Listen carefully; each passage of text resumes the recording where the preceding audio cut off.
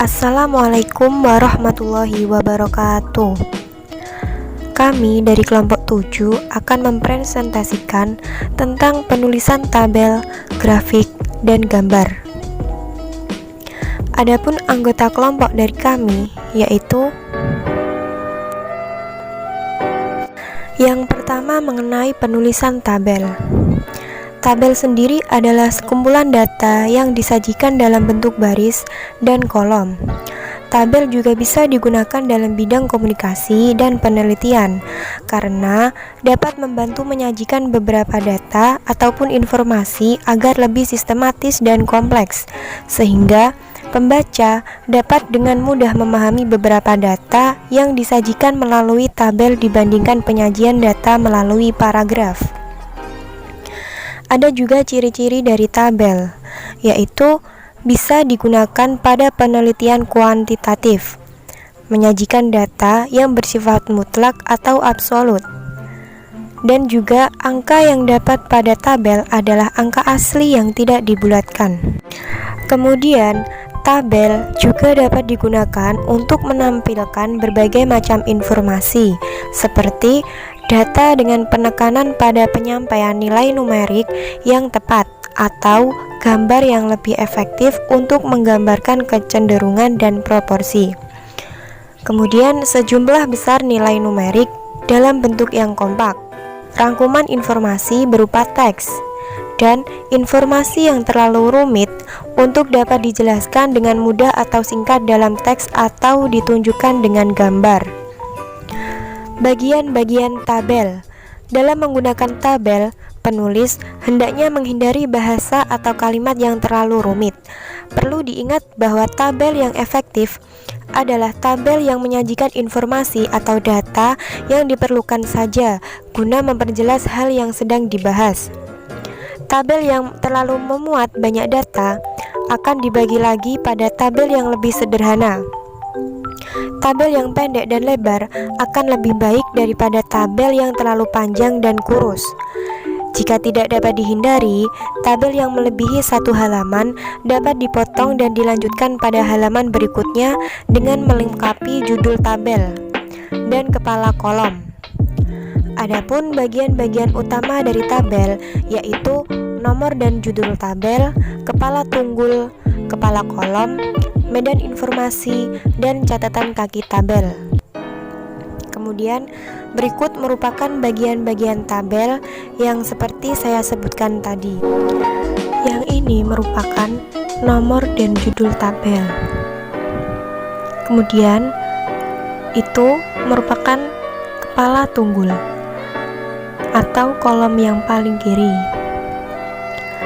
Kemudian yang ini merupakan kepala kolom.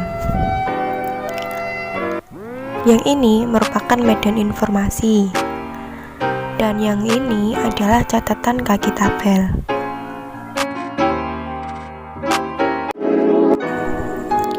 Kemudian, macam-macam tabel. Nah, penggunaan tabel terdiri dari beberapa baris dan kolom.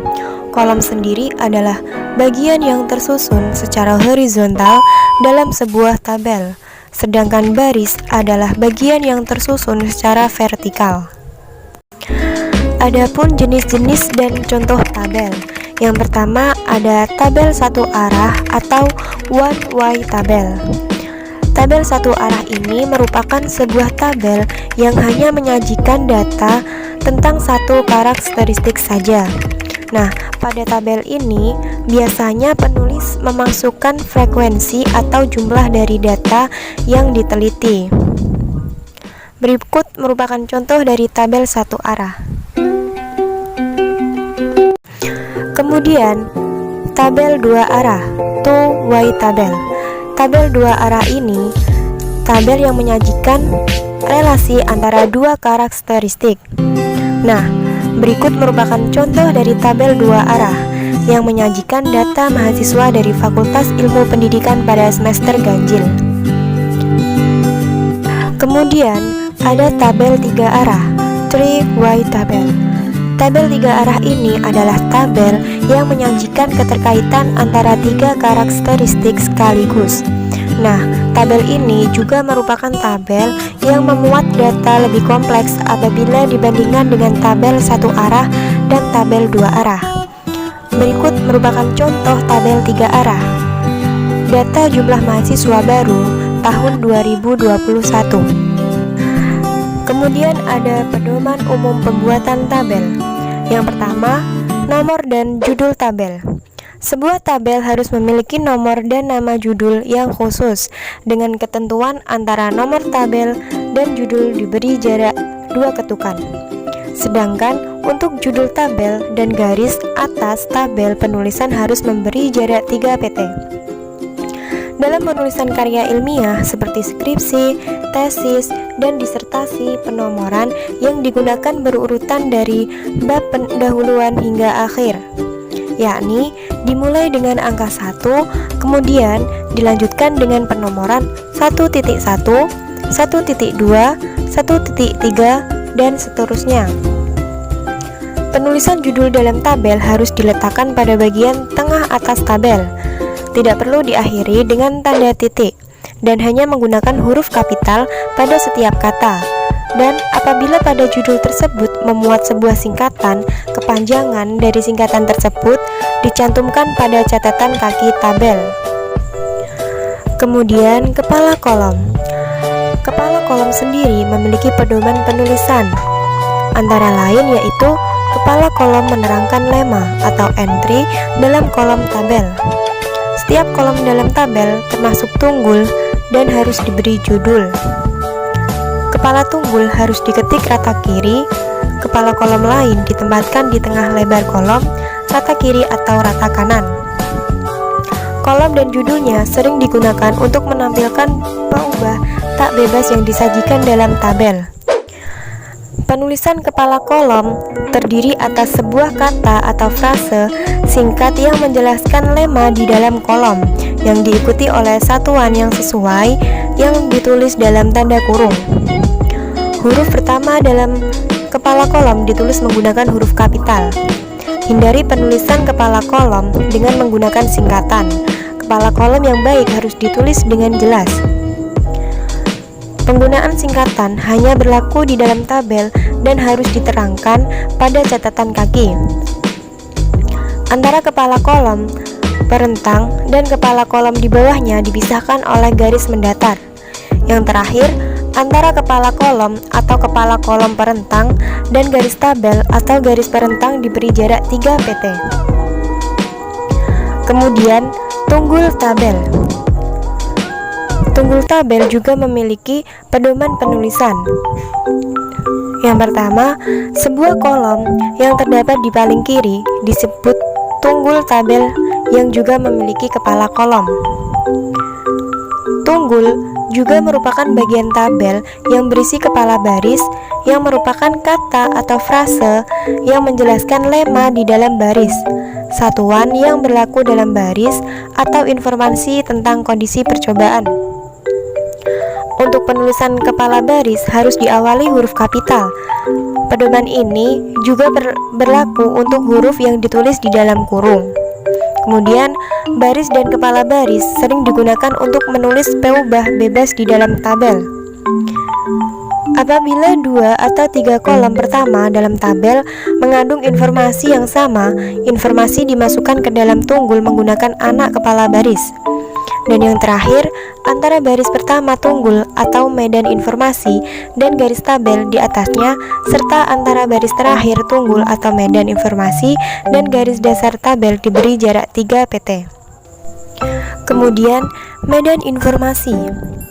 Pedoman penulisan medan informasi dalam tabel penulisan karya ilmiah yang pertama, yaitu medan informasi adalah bagian di dalam tabel yang digunakan untuk menyajikan informasi dari penulis kepada pembaca. Informasi yang disajikan penulis dapat berupa angka, teks, atau lambang. Setiap lema terdapat pada perpotongan antara baris dan kolom tertentu, dan perpotongan tersebut disebut dengan sel.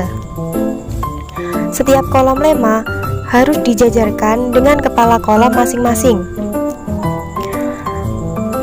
Pejajaran lema juga harus dilakukan oleh penulis. Untuk bilangan yang dijumlahkan, hendaknya disajikan dalam kolom bukan dalam baris. Kemudian, angka total yang tidak tepat dengan jumlah bilangan dalam kolom harus dijelaskan dengan catatan kaki. Dalam menulis lema, teks harus menggunakan kata yang singkat dan diawali huruf kapital pada huruf awalnya. Dan yang terakhir, apabila sel kosong, maka diberi tanda seperti ini. Yang terakhir, ada catatan kaki tabel.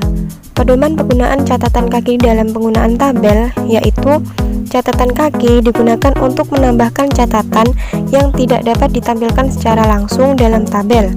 Kemudian, catatan kaki dituliskan dengan huruf kecil dan terangkat. Yang terakhir, catatan kaki juga biasa digunakan untuk memuat informasi atau keterangan tambahan. Adapun langkah-langkah cara membuat tabel. Pertama-tama, buka aplikasi Microsoft Word pada laptop. Kemudian, klik pilihan blank dokumen yang telah tersedia pada aplikasi Microsoft Word untuk membuat file atau dokumen baru pada laptop. Kemudian, ketik judul tabel yang diperlukan pada pack di Microsoft Word dan buatlah judul tersebut rata tengah. Kemudian, tekan menu Insert yang terletak di sebelah kiri atas Microsoft Word dan pilih menu Table. Setelah itu, klik Insert Tabel untuk membuat tabel instan. Akan tetapi, pengguna perlu mengetahui terlebih dahulu jumlah kolom dan baris yang dibutuhkan dalam pembuatan tabel tersebut. Kemudian, masukkan jumlah kolom yang diperlukan dalam tabel pada template number of columns, sedangkan untuk jumlah baris pada kolom yang diinginkan dapat dimasukkan pada template number of rows. Nah, ini merupakan contohnya. Nah, pada contoh tersebut, pengguna membutuhkan 8 kolom dan 9 baris untuk membuat tabel. Setelah memasukkan jumlah kolom dan baris yang dibutuhkan, selanjutnya pengguna dapat menekan pilihan OK untuk membuat tabel secara instan. Nah, ini adalah contoh tabel instan yang telah dibuat. Kemudian, untuk membuat data hasil penelitian yang akan dimasukkan pada karya tulis ilmiah, pengguna dapat memasukkan data yang dibutuhkan dalam tabel yang telah dibuat, seperti pada contoh berikut. Kemudian, untuk merapikan tabel tersebut, pengguna harus memblok seluruh tabel tersebut, seperti ini. Setelah semua tulisan dalam tabel terblok, maka pengguna harus menjadikan seluruh tulisan yang ada dalam tabel menjadi rata tengah, seperti pada contoh berikut. Kemudian, untuk menghilangi garis vertikal ataupun horizontal yang tidak diperlukan, pengguna hanya perlu memblok bagian yang ingin dihilangkan garisnya, kemudian menekan tombol Table Tools di atas pad, lalu memilih tombol Layout seperti pada gambar berikut ini. Kemudian, pengguna dapat memilih menu Merge Cells untuk menghilangkan garis vertikal maupun horizontal yang tidak diperlukan. Lalu dilanjutkan dengan membuat tulisan berada tepat di posisi tengah tabel, seperti pada contoh berikut ini. Nah, langkah yang terakhir adalah membuat desain pada tabel dengan cara menekan tombol desain pada format Table Tools dan memilih format model tabel yang ketiga, seperti pada contoh berikut ini. Nah, ini merupakan contoh tabel yang sudah jadi. Materi selanjutnya yaitu grafik. Pengertian dan macam-macam grafik. Grafik juga kerap disebut dengan gambaran dari sebuah data, di mana merupakan gabungan dari simbol, huruf, gambar, angka, dan juga lambang di dalamnya. Terdapat 3 jenis grafik yang biasa digunakan dalam penulisan karya tulis ilmiah. Yang pertama ada grafik balok atau bar chart. Grafik ini merupakan grafik dengan salah satu sumbu menunjukkan peubah data dan sumbu lain merupakan kategori. Adapun fungsi grafik balok yaitu menunjukkan peringkat di antara dua P ubah, mengungkapkan pengelompokan di antara P ubah, dan membandingkan kisaran data pada P ubah tertentu. Nah, grafik balok ini digunakan apabila benar-benar diperlukan untuk memudahkan tafsiran data. Berikut merupakan contoh grafik balok.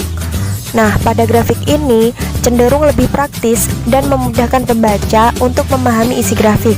Namun, belum tentu pola arsirannya dapat diketik sebagai bagian teks. Garis vertikal di atas setiap balok menunjukkan galat baku dan huruf di atas balok menunjukkan perbandingan nilai tengah antar kultivar. Yang kedua, ada diagram lingkar atau P-chart. Grafik lingkar ini biasanya digunakan dalam perbandingan data dari berbagai kategori dengan mengubah besaran data dalam sudut yang setara dalam suatu lingkaran. Data dalam diagram ini dapat dengan mudah diubah dalam bentuk tabel, dua kolom yang lebih efisien dan tampilannya lebih baik. Yang ketiga, ada grafik alir atau garis. Grafik ini digunakan untuk menunjukkan tahapan, kegiatan maupun hubungan sebab akibat dari aktivitas serta keterkaitan antar kegiatan atau proses dengan proses lainnya. Grafik ini berbentuk garis dihubungkan dengan naik turun atau patah-patah yang menggambarkan aktivitas data. Nah, berikut ini merupakan contoh dari grafik alir atau garis.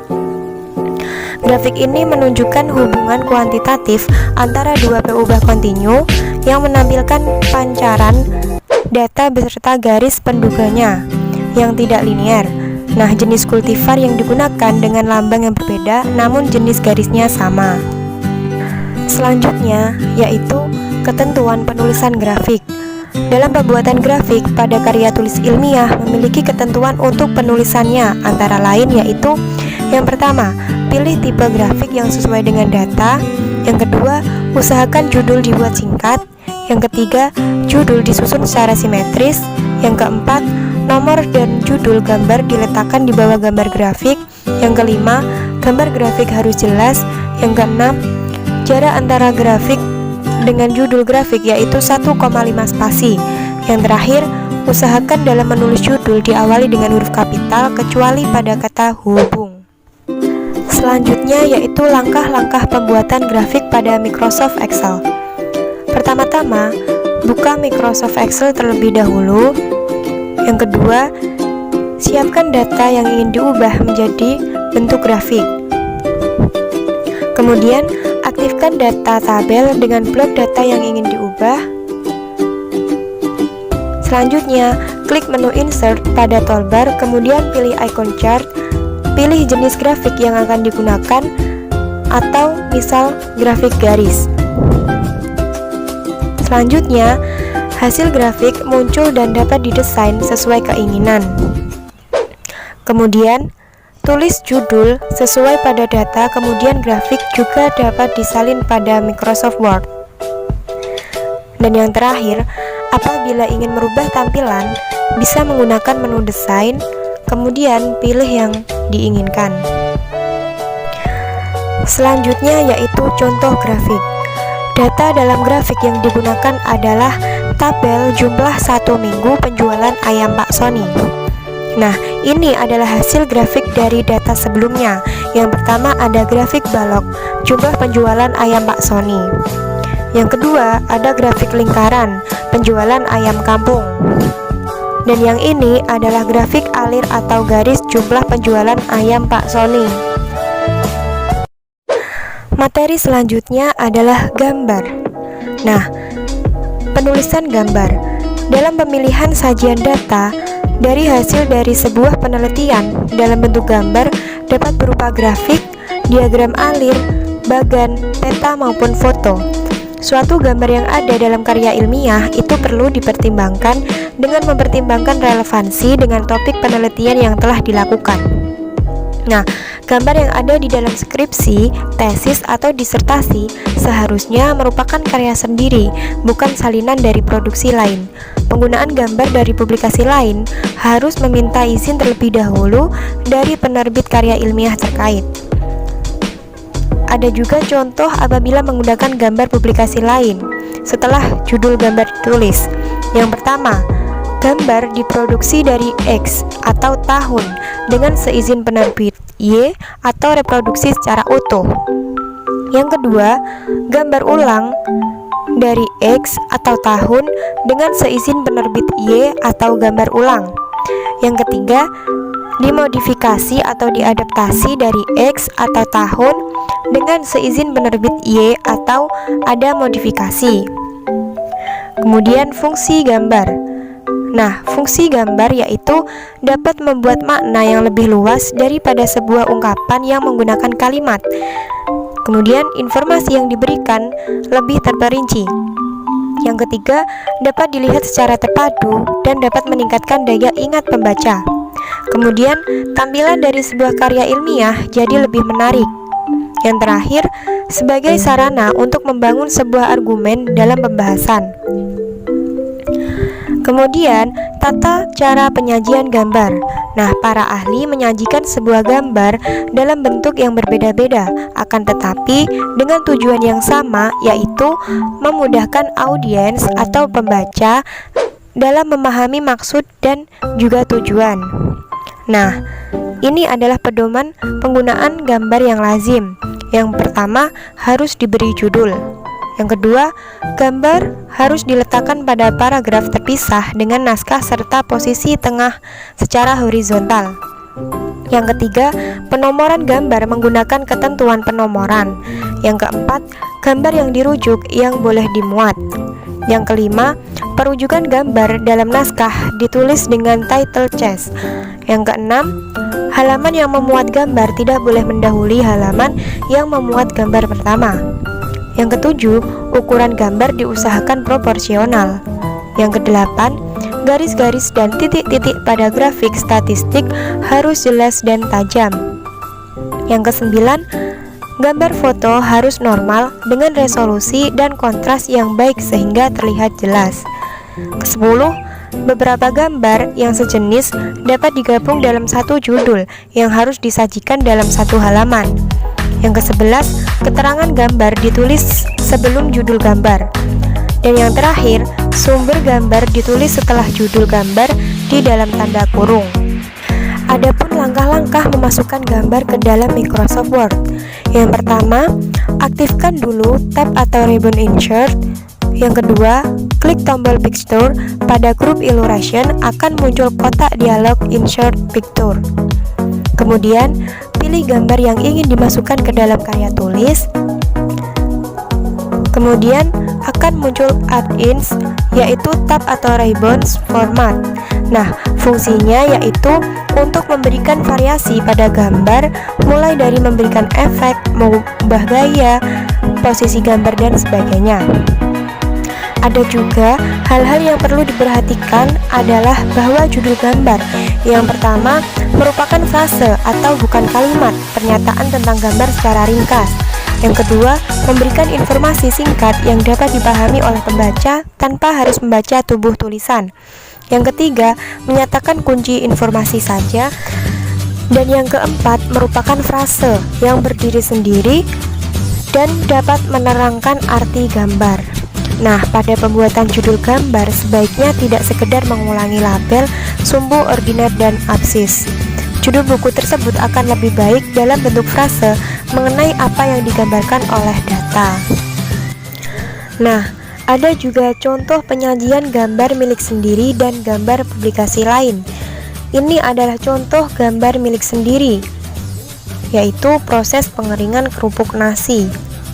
Dan ini adalah contoh gambar dari publikasi lain.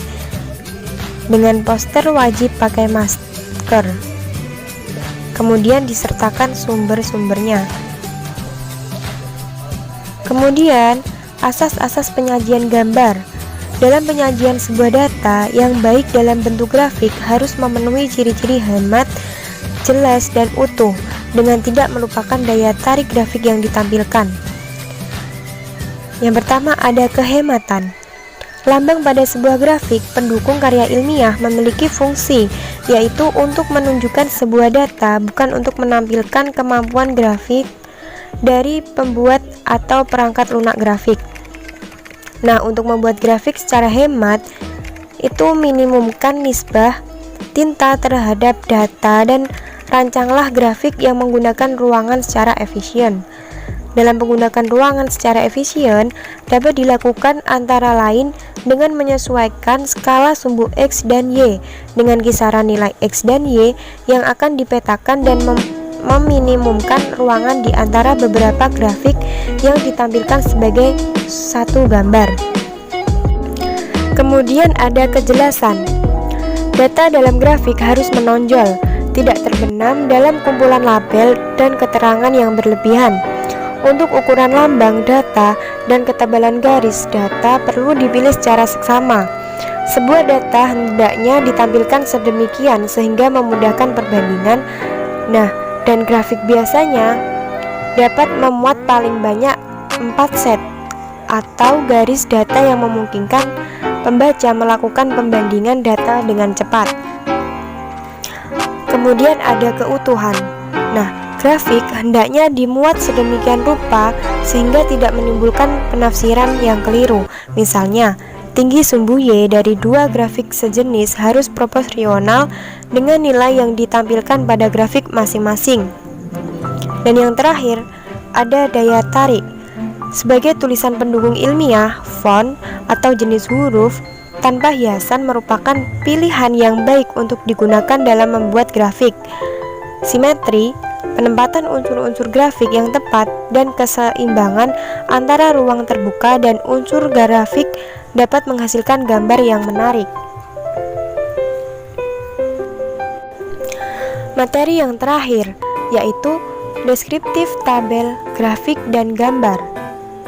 Nah, pada daftar tabel, pada halaman daftar tabel ini berisikan nomor tabel, judul tabel, juga nomor halaman tempat yang menampilkan tabel di dalamnya.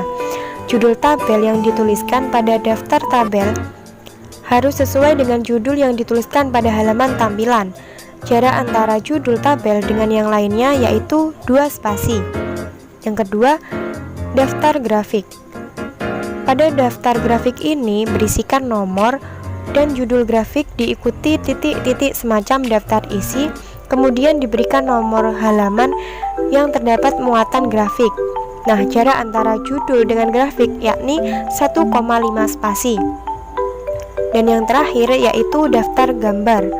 Nah, pada daftar gambar sendiri berisikan nomor dan judul gambar, kemudian diikuti titik-titik, kemudian diberikan halaman tempat gambar yang dimuat.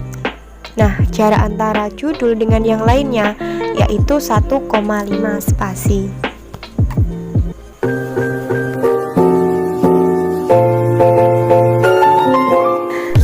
Sekian dari kelompok kami, kurang lebihnya mohon maaf. Wassalamualaikum warahmatullahi wabarakatuh.